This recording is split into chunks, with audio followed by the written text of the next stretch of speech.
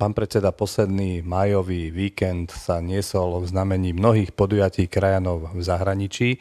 Možno povedať, že k najvýznamnejším patrili aj podujatia slovenskej národnostnej menšiny v Maďarsku. Jedným z najprestížnejších podujatí patrí už roky s logickou prevahou žien slovenská gazdinka.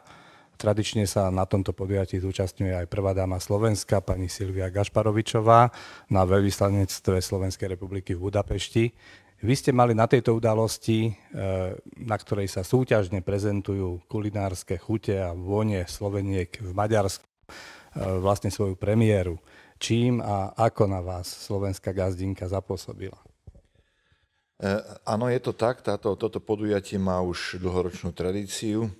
Myslím, 17 rokov sa to konalo, myslím, nie jeden za sebou, bola tam nejaká prestávka. To podujatie vyzerá ako také kulinárske, viete, ale ono to celkom tak nie je. Tá chuť, tak by som povedal, toho podujatia je v tom, že je tam príležitosť sa stretnúť so ženskou časťou našej slovenskej komunity, ktorú ja pokladám za, dovolím si to povedať, za tú aktívnejšiu časť v tých činnostiach, ktoré slovenská komunita robí. A to je veľmi dobre, pretože je možnosť tu nás s tými účastníčkami tohto podujatia hovoriť aj o iných veciach, nie len o kuchynských alebo teda kulinárskych špecialitách. A to bolo aj tohto roku tak, pretože tam bola taká beseda, bola tam zorganizovaná k problematike vzdelávania, výchovy, školstva, to, čo sa deje v Maďarsku v tejto oblasti. Bolo to veľmi zaujímavé, myslím si aj prínosné. Využijeme tie všetky veci, ktoré tam odzneli v našej činnosti a vidieť, že len keď si pozriete zloženie pedagogického zboru na slovenských školách v Maďarsku, tak to je prevažne ženské osadenstvo. Takže tu sa celkom prirodzene diskutovalo o tom, ako a čo sa dá urobiť v oblasti vzdelávania preto, aby sme podporili to udržiavanie národnej, kultúrnej a jazykovej identity Slovákov žijúcich v tomto prípade v Maďarsku. Takže z tohto hľadiska a aj v tej súvislosti s tou teda predstavením tých kulinárskych výrobkov považujem túto akciu za úspešnú. Udialo sa aj to kulinárske, udialo sa aj to, by som povedal, odborno špecifické, takže ja len dúfam, že v takýchto podujatiach budeme pokračovať a chcem sa poďakovať všetkým ženám, ktoré sa tohto zúčastnili a osobitne samozrejme váhu a proste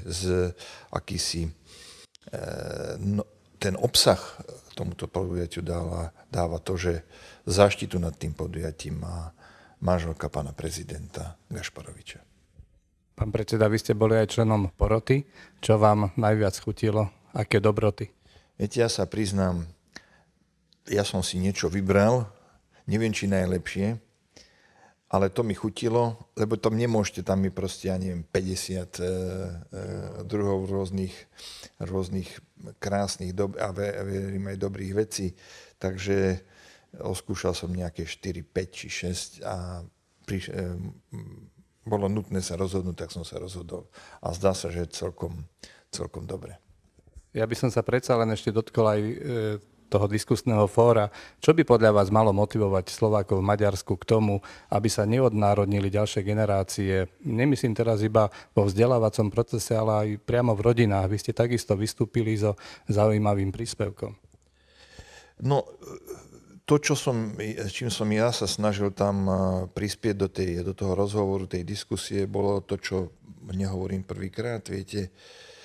Voľba národnosti je každého osobnou vecou, jeho vnútornej potreby a určitého pocitu zmyslu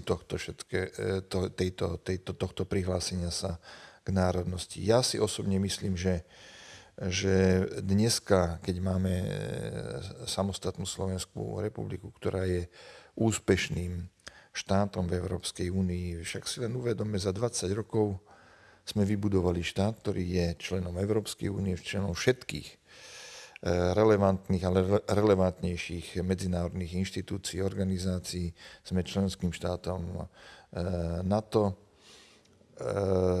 no a sme členským štátom eurozóny. Viete, tak ja si myslím, že hlásiť sa k tomuto, takejto trajektórii toho slovenského národa, ktorá vyústila do vytvorenia úspešného samostatného štátu, stojí za to. A ja len dúfam, že si to ľudia budú stále viac a viac uvedomovať a tento pocit dobrej adresy, úspešnej adresy, bude tiež ich stimulovať k tomu, aby popri tej svojej identite, ktorú majú spojenú s príslušnosťou štátu, v ktorom žijú, kde platia dane, kde štát sa im stará o všetky ostatné veci, budú vedieť sa prihlásiť aj k tej slovenskej identite, ktorá v tomto ohľade nemá žiadne kontradiktorné ambície vo vzťahu k tej ich štátnej identite. Hneď na druhý deň, v poslednú májovú nedeľu, ste vycestovali z Budapešti iba kúsok, zo pár desiatok kilometrov pod Pilíš. Tu mali Slováci v Mlynkoch a v okolí na programe ďalší výstup na Pilíš. Nedá sa zrovnávať samozrejme s našimi vrcholmi hôr. Pilíš je vo výške vari okolo 800 metrov nad morom. Výstup nesol skôr, by som povedal, národno-spoločenský charakter, teda nie športový. V akom duchu sa niesol tento deň? Tento deň mal charakter takého skutočne príjemného spoločenského, ľudského podujatia, ktoré umožnilo tým ľuďom bez ohľadu na to, či to je Slovák alebo Maďar alebo všetci. Tam boli nielen tí, ktorí sa zúčastnili tohto výstupu, ktorí organizujú Slováci z tých okolitých pilíšskych slovenských dedín, ale boli tam aj ľudia iní, ktorí tam tiež užívali si ten priestor, jeho krásu, jeho monumentálnosť. No a my sme tam, teda táto spoločnosť prišla v akejsi tiež tradícii, ktorá vznikla ešte za pána veľvyslanca Migaša tam. Myslím, že aj z jeho iniciatívy troška, čo treba teda oceniť, ale ujali sa toho tamojší Slováci a dali tomuto podujatiu veľmi pekný taký spoločenský rámec. Zúčastnili sa toho aj Slováci z ich partnerskej obce Mlynky, zo Slovenského raja, ale boli tam aj Slováci z Kremnice napríklad. Tak sa tam spievalo, rozprávalo, užívalo, v tichosti hľadelo tú panorámu, ktorá z tohto kopca je možné, ktorú z tohto kopca je možné vidieť. Tak len chcem zopakovať, príjemná atmosféra, užitočné podujatie, ktoré vytvára tú emotívnu stránku vzťahov medzi ľuďmi.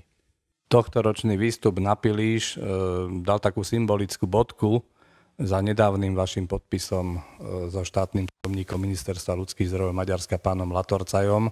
Bol to dodatok k zmluve o výstavbe strediska pilíšskych Slovákov v Mlynkoch. V akom kontexte ste počas tejto návštevy vnímali tú atmosféru tohto nového slovenského domu a aká je teda perspektíva takých najbližších podujatí Slovákov v Mlynkoch? Máte pravdu, tieto dve podujatia v Budapešti nadviazali na podpis 14. mája s pánom zástupcom štátneho tajomníka Latorcajom ostatného dodatku k všetkým tým zmluvám o výstavbe Slovenského domu v Mlynkoch. Týmto pádom sú všetky zmluvné a aj ostatné také tie náležitosti, ktoré súvisia s konštituovaním tohto domu uzavreté. A my budeme pozorne sledovať, ako sa aj Slovákom v Pilíši a samospráve darí naplňať tento Slovenský dom životom a činnosťou. Zatiaľ to vyzerá veľmi dobre. Ja dúfam, že to tak aj bude pokračovať, že sa nájdú ľudia, ktorí budú vedieť zmysluplne naplňať tento dom aktivitami, činnosťou. A v tomto chceme zase poskytnúť slovenskej menšine a slovenským spolkom v Maďarsku všestrannú pomoc. Najbližšie sa chystám do Budapešti, bude 13.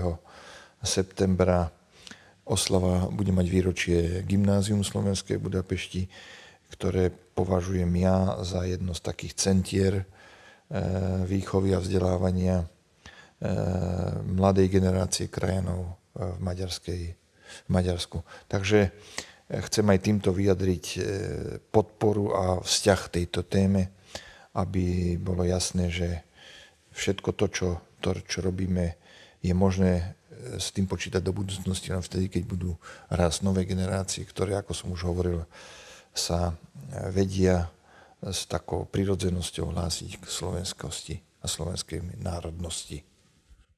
Pán predseda, v najbližších týždňoch čakajú náš úrad a teda aj našich krajanov významné kultúrno-spoločenské podujatia na Slovensku. Prirodzene jedným z každoročných vrcholov je Sviatok Dňa zahraničných Slovákov 5. júla. V tomto roku si ho však pripomenieme už o deň skôr, 4. júla, aj v kontexte s tým, že počas štátneho sviatku Dňa Cyrila Metoda je množstvo vrcholných kultúrnych a spoločenských podujatí po celom Slovensku.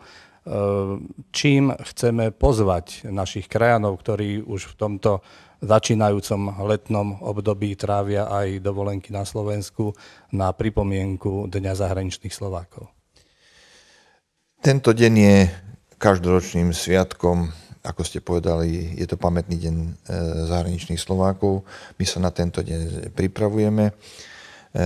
Tohto roku sme zvolili dátum tej pripomienky na 4. júla, pretože 5. budú ďalšie celoštátne podujatia, takže aby sme proste neprehustili ten dátum 5. aj my našou aktivitou a vieme, že z druhej strany práve na tie celoštátne oslavy 1150. výročia príchodu svätých Cyrila Metoda na Slovensko budú tu mnohí krajina, tak chceme a dúfame, že sa budú môcť zúčastniť tohto nášho podujatia. 4.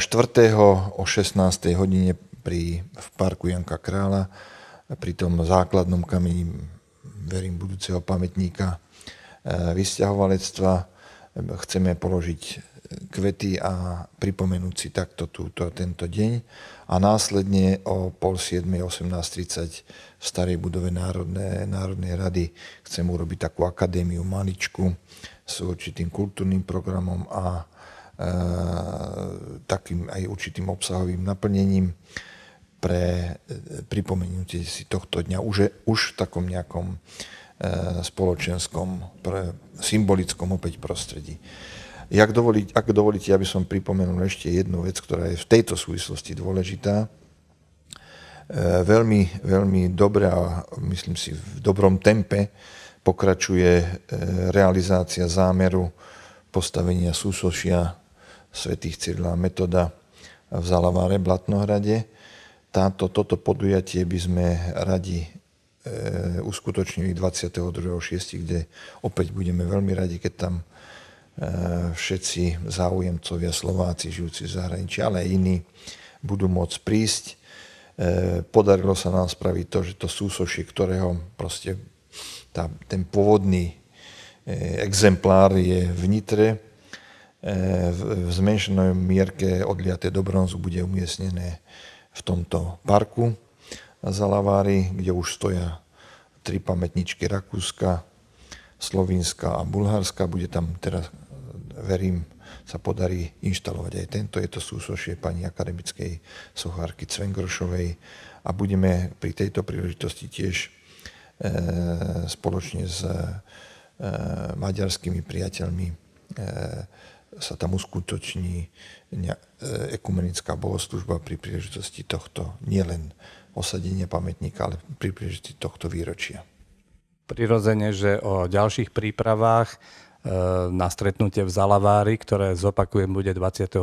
júna tohto roku, budeme ešte informovať všetkých našich krajanov a vám, pán predseda, ďakujem v tejto chvíli za vaše postrehy z vašich návštev medzi krajanmi. Ďakujem, všetkých srdečne pozdravujem.